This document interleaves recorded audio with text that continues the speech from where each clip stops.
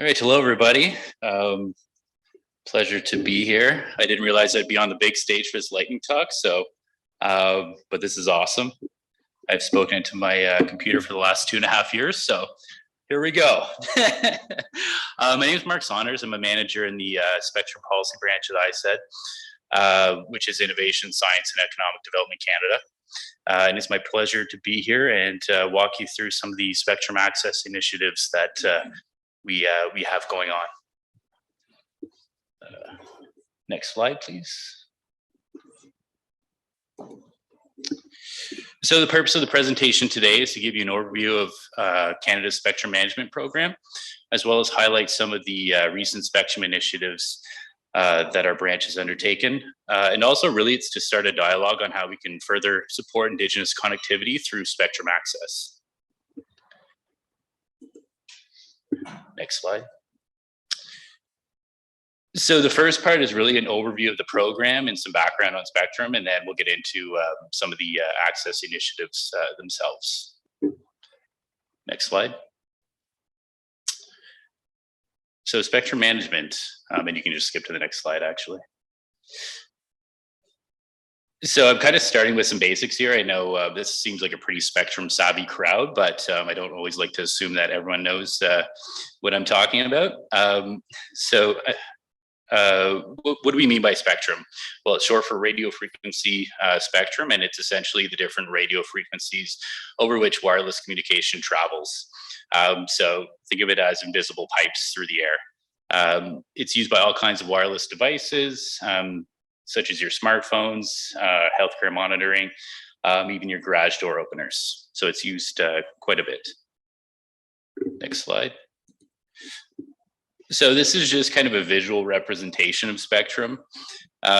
These are all the frequency blocks. The colors represent different allocations, such as mobile use, fixed use, radio navigation. So it's a super colorful chart. Spectrum management allows for these services to coexist without interfering with one another. Also harmonizing these allocations at the international level helps to allow Canadians to benefit from the latest equipment, as well as allowing these services to work along borders. Next slide. So this slide highlights where the spectrum program's legislative authority comes from. So it's under the Radio Communications Act. Under that act, the Minister of Innovation, Science and Industry has the powers to authorize the use of spectrum through various means. He can also amend the conditions of license and establish technical rules related to its use. The overall objective of the program is to maximize the economic and social benefits that Canadians derive from spectrum use. Next slide, please. So this is just kind of an overview of our sector. We're a research center, international negotiator. We have a pretty big policy shop. That's where I work. We certify equipment, and there's also a pretty significant program branch. Some of you are probably familiar with the Universal Broadband Fund, and also the digital skills and literacy tools that are available. I'm going to kind of focus the rest of the presentation on the policy aspect, because that's where I'm coming from. Next slide, please. So these are just some ways that we authorize the use of spectrum. Auctions are kind of the highest profile. We've had a few recently. There's also first come, first served spectrum, license exempt spectrum, which does not require a license, and then secondary markets, as well as all come, all served. Next slide. So now I'll get into some of the Indigenous spectrum access initiatives. Next slide, please. So this slide you're probably all familiar with. Reconciliation is a government-wide priority. It was in the speech from the throne last year, as well as it's included in all of our department mandate letters, including ISEDs. So the last couple of years, Indigenous peoples leadership has been calling on ISED to develop policies more inclusive of Indigenous priorities. We've also heard from different Indigenous service providers and communities through our spectrum consultations, which is great. And we would like to hear more of that. connectivity gaps are limiting Indigenous people's access to services. This group's well familiar with that. A key stat is 39% of First Nations communities have access to high-speed internet compared to 55% of rural Canadians. So the gap exists. There's no denying that. Next slide, please. So I'm leading a new team within the policy branch, which the goal is to support Indigenous connectivity by improving spectrum access, as well as leading engagement and relationship building, and also acting as a center of expertise for Indigenous issues for the spectrum program itself. So I'll talk a little bit more about that on the next slide. In building this team, we focused on those that have spectrum policy experience and also Indigenous engagement experience, which is a pretty small subset. That's me in the middle. That picture was taken a few years ago in Iqaluit. I had the privilege of representing my department in the government's Aboriginal Leadership Development Initiative, which was a really cool program and gave me the chance to connect with other Indigenous public servants and learn from First Nations, Métis, and Inuit leaders. So this new team's really a convergence of both personal interest as well as professional. And I'm excited to see where we can take it. Next slide. So over the last few years, the Spectrum Policy Branch has been pretty busy. Like I said, there was a few auctions. There was a pretty big one last summer and a couple years before. We're planning another auction next year as well as the year after. We've come up with some policies around licensed exempt spectrum. And we've also come out with 3 kind of interesting policies that'll get into a little bit more detail around promoting rural, remote, and Indigenous access to spectrum. Next slide. So the first one's our Spectrum Outlook, and that's a 5-year planning document that highlights the frequency bands that we plan on releasing, as well as the policies, or the priorities, I should say, that will kind of shape those policies.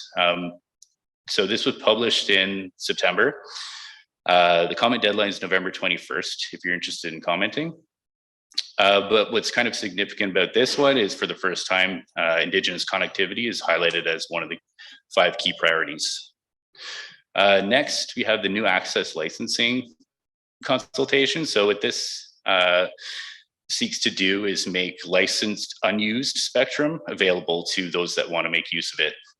So some of our bands have been licensed for 20, 40 years, and there are pockets that remain unused. So what this does is looks to make those kind of unused areas available. So we're starting with 3 bands for now, and it could be expanded to others. Most of those areas are in rural, remote locations. Comment period for that's closed, but a decision is coming. Lastly, the consultation on non-competitive local licensing. Kind of a mouthful, we just refer to it as NCL, but this one was published this August. Comment period closes in a few weeks. But what's kind of cool about this one is that it's different than kind of our previous policies and frameworks. It allows for more customizable license areas, and we're also developing a tool to hopefully make it user-friendly and available to everybody. On the next slide, there's kind of a good picture that explains a little better. If you want to skip to the next slide. So this is the Grand Prairie region. The blue is our typical, or actually our smallest predefined license area that we have.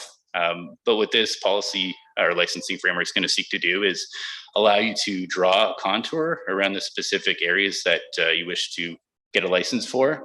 So as small as a university campus or Indigenous community, we have Sturgeon Lake Cree Nation on there. So you could draw around that and get access to spectrum. There's also mining, forestry as well, and some pre-existing rural internet providers in the area. So essentially what it will allow is more access for more users, it'll hopefully facilitate access for Indigenous communities by allowing them to draw around the community itself or a larger area if they so choose. So we're excited about the possibilities with this. And I'll talk a little bit more about this particular consultation. If you want to skip to the next slide. So what's also kind of significant about this one is we did include a section on Indigenous connectivity, and we are looking for feedback on 3 specific questions from the Indigenous community. The first being, what are some of the challenges that you faced when trying to access spectrum previously? What approaches could make this particular process a little easier to access spectrum? And then the last one is around if we did move forward with policy measures to improve access for Indigenous applicants, how should we create that eligibility criteria so that non-Indigenous applicants can't take advantage of it? So we're hoping to get feedback through this consultation, and we're really trying to start the conversation. The comment deadline is November 14th. So hoping to get more feedback on the record. And next slide. So kind of lastly, this new team and kind of the branch as a whole is looking to remove barriers to deployment of wireless service in Indigenous communities. We're also looking for your feedback on how we can improve Indigenous awareness of our policies and consultations, and involve Indigenous people earlier in the process. So we're really looking for advice on all of these things, and we really want to start the conversation. So if anyone's interested, please feel free to reach out to me while I'm here, or reach out to me through email if you want to chat about these things.